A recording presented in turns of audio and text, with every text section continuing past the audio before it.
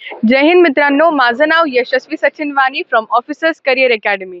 आता गणेश चतुर्थीच्या सणावर 11th बॅचच्या कॅडेट्सला सुट्ट्या भेटलेल्या आहे. 29th पासून ते फ्रॉम 25th पासून ते 30th ऑगस्टपर्यंत.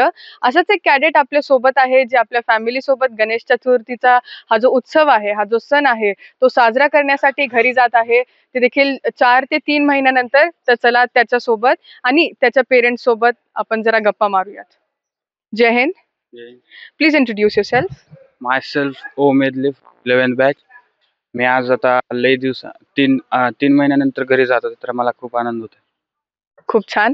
तर काय सांगशील, तुला इथे 3 महिने झाले आणि जॉईन कधी केलेली अकॅडमी? अकॅडमी जॉईन केली तारीख 8 जून. आणि आतापर्यंत तुझा जो प्रवास होता ह्या 3 महिन्याचा, ह्याच्यामध्ये आठवण तर आलीच असेल. तर तू कसं कोप अप केलं, ते जे आठवण येतं घरच्यांची, एकटं राहणं इथं, जी प्लेस आपल्याला माहिती नाही तिथे जाऊन राहणं हे कठीण असतं सगळ्यांसाठी. तर तू ते कसं केलं, काय सांगशील? मित्रांसोबत. हा. आणि स्टाफ बद्दल काय सांगशील? ओसी एक फॅमिली आहे आमच्यासाठी, कारण की ओसी सगळं काही देते आम्हाला. स्टडीज आणि अकॅडमिक्स बद्दल? स्टडी चांगले आणि अकॅडमी बेस्ट माझ्यातर्फे. फिजिकल पण बेस्ट आणि मेंटल पण बेस्ट. खूप छान.